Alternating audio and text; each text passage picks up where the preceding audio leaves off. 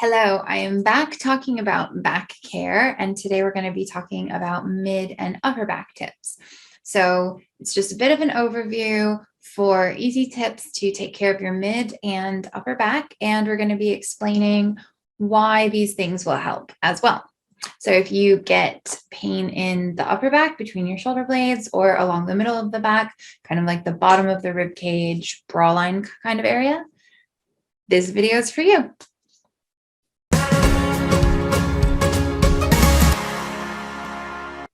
Hi, if this is your first time on this channel, I'm Catherine. Nice to meet you. I'm the founder and principal therapist at Layton Sports Massage, LSM Clinic.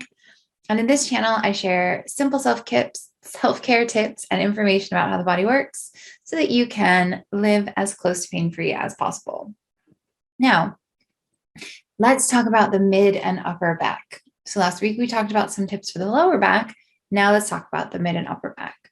Now, the mid and upper back is very much influenced by our breathing and our shoulder position.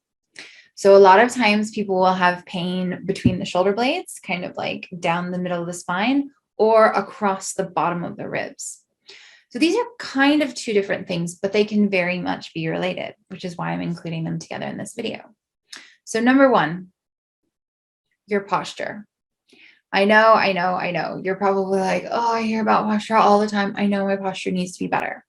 But honestly, I think it's more motivating to have better posture when you understand how it impacts your body. So first of all, when you get that pain between the shoulder blades in the back, that's because your shoulders are rounded forward, right? So when your shoulders are rounded forward, the muscles in the middle of the back and your head's forward have to stop your head from going forward and your shoulders from going forward. So if you sit in better posture, you're straining those muscles in the middle of the back less. Now, it is true, if you sat like that for a long time, adjusting your posture alone won't help because a lot of times you'll have some tension around the shoulder joints that still pull on the back. So you probably need to have that released. But at least you know that improving your posture won't make it worse. Now, you have to be careful with this though, because for a lot of people, improving posture means doing this, right? Shoulders up and together. That's going to make your upper back pain worse, right?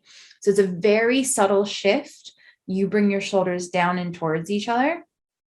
If you'd like help with your posture, I do have a free desk posture checklist on my website, and I will link it below in the description. So that's number one. Taking care of your mid and upper back is just improve your posture. Put your shoulders in a better position, put your head in a better position, and over time, that's going to take a ton of pressure off of your back. Number two, how you breathe. How you breathe has a huge effect on your mid and lower back. So you may or may not know that your diaphragm is your primary breathing muscle, which means that ideally when you're resting, like when you're not exercising or running for a bus, your diaphragm, which is like a dome in your ribs, should be flattening to let air in and then relaxing to let air out. But unfortunately, for various reasons, we often get into the habit of breathing with our neck muscles or breathing too much with the muscles between our ribs. They are breathing muscles. We are supposed to use the muscles between our ribs to breathe, but we often end up using them more because we're not getting our diaphragm involved the way that we should. Also, the diaphragm can get really tight. So if the diaphragm is tight, it will create that kind of pull in the middle of the back because that's where the diaphragm attaches. We also can get problems in our back because our intercostals are too tight. And when we're rotating, that makes it harder to rotate. And then the muscles on either side of the spine tense up because they're trying to help us rotate.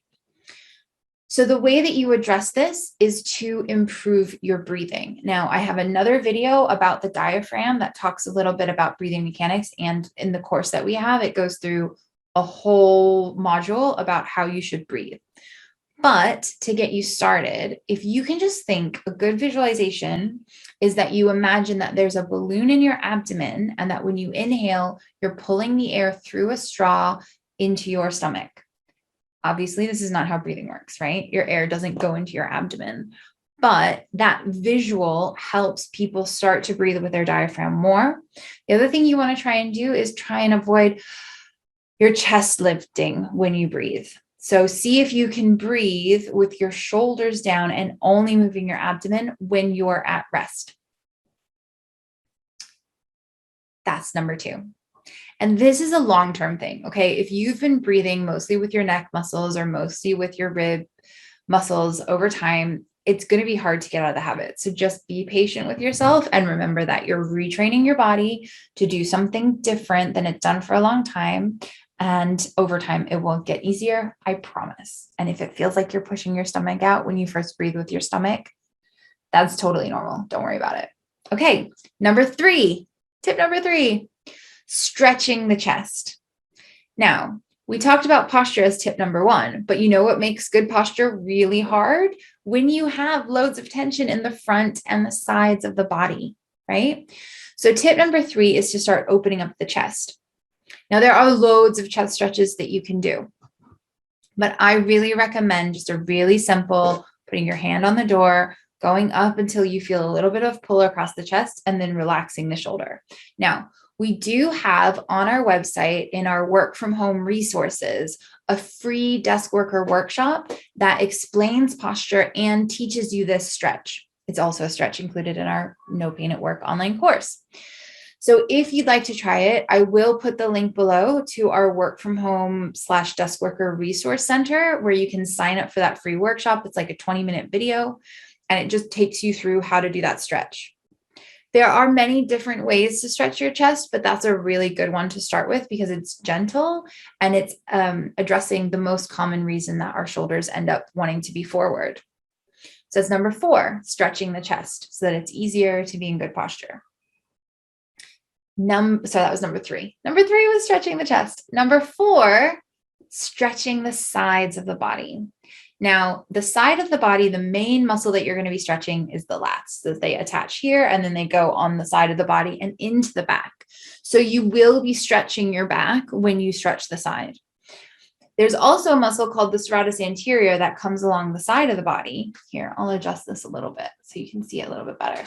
So there's a muscle here called the serratus anterior for the side of the body. So when you raise your arm up and you go over to the side, then you get this really nice, gentle stretch through here. Make sure you keep your shoulder down and on your back. It's better to have your arm over here and just be stretching gently than to have your arm over here and be kind of in a really bad position.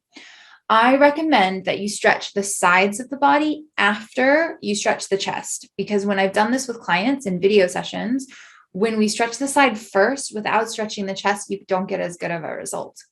But when you're stretching the side, see, this is like a multi-purpose stretch.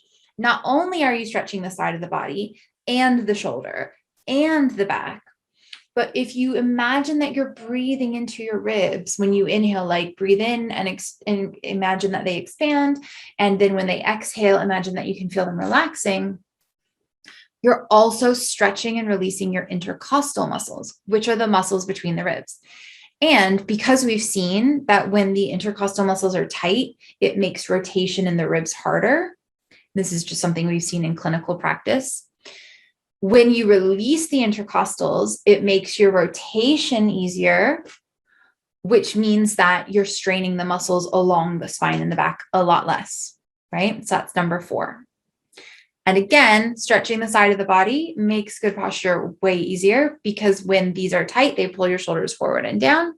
So then when you're trying to sit in good posture, if you have your chest and your side muscles really tight, your body has to work way too hard to keep you in that position, which is one of the reasons it always feels uncomfortable to be in good posture, by the way. Okay. So there are some 4 easy tips that you can do.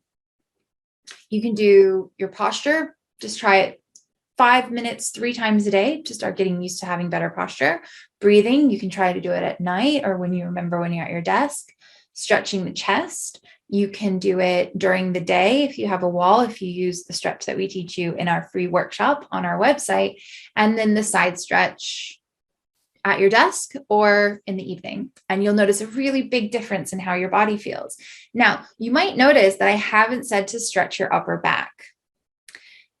There's nothing wrong per se with stretching your upper back, but what I find a lot of people do is they stretch their back, and because their chest is tight and their sides are tight and they're pulling forward, stretching the back just makes the imbalance worse.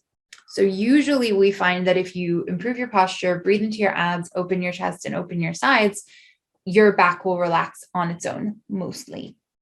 And if it doesn't, the child's pose stretch, which was the tip from the lower back care video, is really good for that.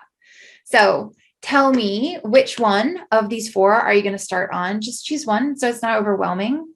If you like this video, I would love it if you would subscribe, share it with somebody you know who might have mid and upper back pain. Leave a comment below. Let me know what you think you'll be doing. And I look forward to seeing you in the next video. Bye.